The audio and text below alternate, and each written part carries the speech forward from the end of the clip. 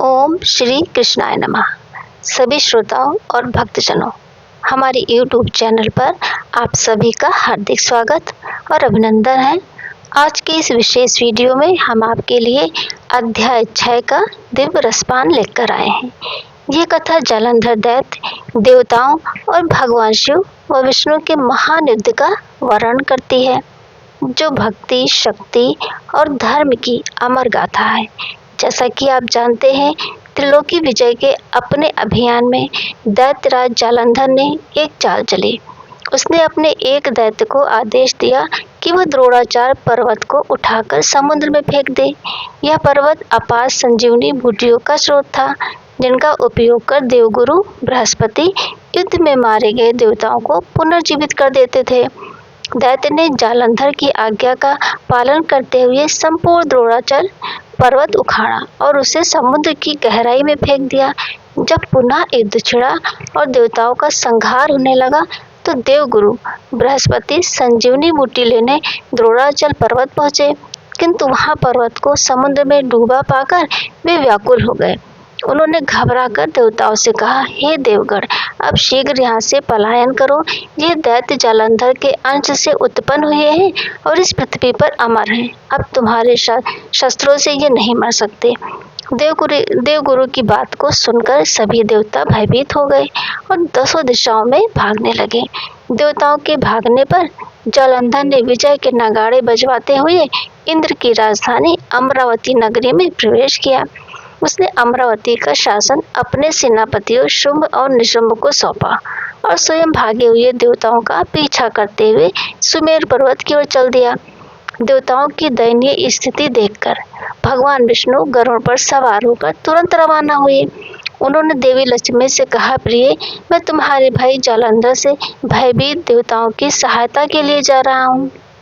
ये सुनकर लक्ष्मी जी चिंतित हो गई और बोली, हे प्रभु, क्या आप मेरे भाई को मार डालेंगे? भगवान विष्णु ने समझाया, देवी, जालंधर शिव जी के तेज से उत्पन्न हुआ है और ब्रह्मा जी के वरदान के कारण हम उसे स्वयं नहीं मार सकते। लक्ष्मी जी को आश्वस्त करके भगवान विष्णु शंख, चक्र, गदा और पद्म धारण करके युद्ध भूमि में पहुंचे। वहां भीषण युद्ध हुआ। गरुड़ के पंखों के वेग से कई दैत्य मारे गए। जालंधर क्रोधित हो उठा और स्वयं भगवान विष्णु के समक्ष आकर खड़ा हो गया। दोनों के बीच घमासान युद्ध हुआ। भगवान विष्णु ने जालंधर के रथ का ध्वज, सारथी और घोड़ों को नष्ट कर दिया।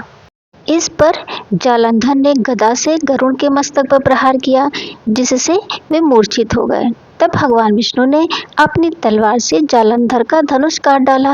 यह युद्ध कई वर्षों तक चलता रहा, जिससे संपूर्ण ब्रह्मांड कांप उठा।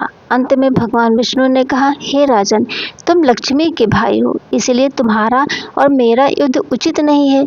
जालंधर बोला, यदि आप प्रसन्न हैं तो मुझे वरदान दीजिए कि आप लक्ष्मी जी और गरुड़ सहित मेरे महल में निवास करें। भगवान विष्णु ने उसकी इस चाल को समझा, किंतु दैवीय लीला के तहत उन्होंने अपना एक रूप जालंधर के महल में प्रकट कर दिया।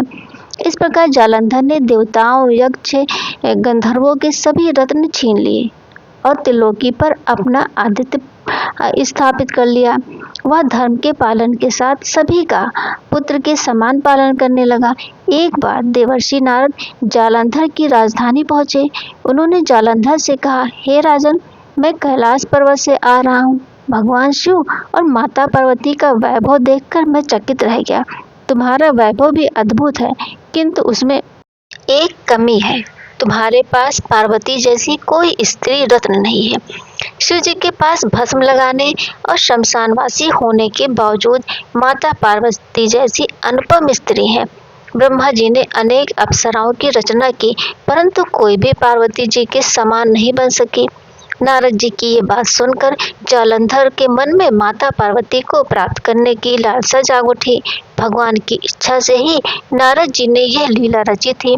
जालंधर ने तुरंत राहु को बुलाया और आदेश दिया, तुम कैलाश जाओ और शिव जी को मेरा संदेश सुनाओ कि तीनों लोकों का स्वामी होने के नाते सभी रत्नों पर मेरा अधिकार है। पार्वती स्त्री रत्न है, अतः वो मेरे पास ही शोभित हो सकती है। राहु कैलाश पहुंचा और उसने भगवान शिव के समक्ष जालंधर का अहंकारपूर्ण संदेश सुनाया। यह सुनते ही भगवान शिव के क्रोध से एक अति भयंकर पुरुष उत्पन्न हुआ, जिसका मुख सिंह के समान था।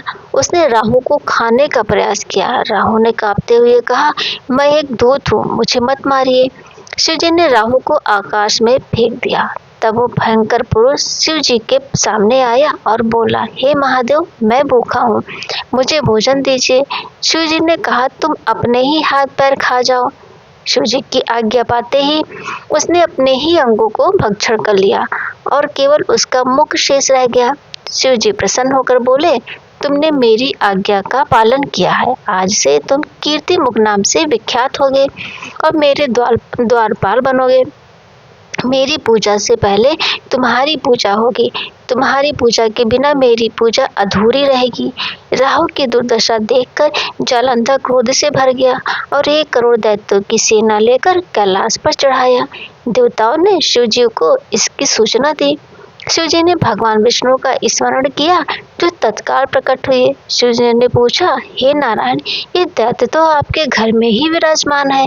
भगवान विष्णु बोले, हे महादेव, ये आपके अंश से उत्पन्न हुआ है, इसीलिए मेरे द्वारा नहीं मारा जा सकता। आज ये आपके ही हाथों मारा जाएगा। शिवजी ने कहा, इसके तेज के कारण मैं भी इसे आसानी से नहीं मार सकता। तब भगवान विष्णु और समस्त देवताओं ने अपना अपना तेज शिवजी को अर्पित कर दिया। शिवजी ने उस तेज को एकत्रित करके एक ज्वालामयी सुदर्शन चक्र और एक वज्र बनाया। इधर जालंधर की सेना और शिवजी के गढ़ों के बीच भीषण युद्ध छिड़ गया। दैत्य गुरु शुक्राचार्य संजीवनी विद्या से मरे हुए दैत्यों को जीवित कर देते थे। ये देखकर शिवजी ने अपने मुख से एक भयंकर लाल जटाधारी कन्या ज्वाला को उत्पन्न किया। उसने शुक्राचार्य को निगल लिया, जिससे दैत्य का मार्गदर्शन बंद हो गया। युद्ध में पराजित होते देख जालंधर ने गंधर्व माया रची। युद्ध क्षेत्र में अप्सराएं नृत्य करने लगी और शिवजी उस माया में फंसकर नाचने गाने लगे। इस अवसर का लाभ उठाकर जालंधर ने शिवजी का रूप धारण करके माता पार्वती के पास पहुंचने का प्रयास किया, किंतु माता पार्वती ने तुरंत उसकी राक्षसी माया को पहचान लिया और अंतर्ध्यान हो गई। निराश होकर जालंधर पुनः युद्ध क्षेत्र में लौट आया। माता पार्वती ने भगवान विष्णु का स्मरण किया तो तत्काल प्रकट हुए और उन्होंने जालंधर के शीघ्र वध का आश्वासन दिया। भगवान विष्णु ने सोचा, जालंधर की मृत्यु का एकमात्र उपाय उसकी पत्नी वृंदा की पतिव्रता धर्म को भंग करना है, क्योंकि उसके पतिव्रता धर्म के कारण ही वह अजय है। इसी बीच शिवजी राक्षसी माया से मुक्त हो गए और जालंधर पर फिर से प्रहार करने लगे। आगे क्या हुआ दोस्तों, ये जानने के लिए अगले अध्याय की प्रतीक्षा कीजिए। तो दोस्तों, कार्तिक मास पुण्य, भक्ति और मोक्ष का मार्ग प्रशस्त करने वाला है। इस मास के छठे दिन की यह कथा भक्ति की महिमा का अनुपम उदाहरण प्रस्तुत करती है। अब आइए सुनते हैं भगवान और भक्त की एक अद्भुत कथा। एक गांव में हरिदास नाम का एक किसान रहता था। वह भगवान कृष्ण का परम भक्त था। प्रतिमाह वह वृंदावन जाता और बाके बिहारी जी को पेड़े का भोग लगाता। भोग के बाद बचे प्रसाद को वह गांव वालों में बांट देता। एक बार वृंदावन जाते समय उसकी नज़र एक हलवाई की दुकान पर पड़ी, जहां एक नई मिठाई खुरचन बन रही थी। हलवाई ने बताया कि ये मिठाई नंदलाला को अत्यंत प्रिय है। हरिदास ने उसी दिन से कान्हा को पेड़ों के स्थान पर खुरचन का भोग लगाना आरंभ कर दिया। कुछ समय बाद गर्मियां आ गई। एक बार जब हरिदास वृंदावन पहुंचा तो उसे खुरचन कहीं नहीं मिली। हलवाई ने बताया कि दूध की कमी के कारण गर्मियों में खुरचन नहीं बनती। निराश होकर हरिदास ने उस दिन पेड़े का ही भोग लगाया। उस रात हरिदास के सपने में बाल रूप में कान्हा प्रकट हुए। उनकी आंखों से आंसू बह रहे थे और सामने वे पेड़े पड़े हुए थे जिनका भोग उसने लगाया था। हरिदास की नींद टूट गई। वो बेचैन हो उठा और रातों रात पैदल ही वृंदावन के लिए चल पड़ा। सुबह होते होते वह हलवाई की दुकान पर पहुंचा और उससे खुरचन बनाने का आग्रह किया। हलवाई ने घमंडवश उसे डांट कर भगा दिया। हरिदास दुखी होकर मंदिर की सीढ़ियों पर बैठ गया। और हरे कृष्ण का जाप करने लगा। उस दिन हलवाई की एक भी मिठाई नहीं बिकी। शाम तक उसे अपनी गलती का एहसास हुआ। वह हरिदास को ढूंढता हुआ मंदिर पहुंचा और क्षमा मांगी। उसने कहा, आज मुझे समझ आया कि नंद लाला तुम्हारे हाथों से खुरचन का भोग ग्रहण करना चाहते थे और मैंने घमंड में आकर तुम्हें ठुकरा दिया। हलवाई ने हरिदास को अपनी दुकान पर ले जाकर रात भर में खुरचन तैयार की। सुबह होते ही हरिदास ने भगवान को खुरचन का भोग लगाया। उस दिन से हलवाई ने प्रतिदिन खुरचन बनाने का वचन दिया और हरिदास के मन की बेचैनी शांत हुई। उसके नंदलाल ने प्रसन्न होकर उसका भोग स्वीकार कर लिया। तो बोलिए बांके बिहारी लाल की जय। तो ये थी आज की दिव्य कथा। आशा करती हूँ ये दिव्य कथा आपके मन को छू गई होगी। ऐसे ही मनोविश्वास और ज्ञान से भरी पौराणिक कहानियों को सुनने के लिए हमारे चैनल को सब्सक्राइब करें और बेल आइकन को भी दबाना न भूलें, ताकि आप हमारी हर नई वीडियो से जुड़े रहें।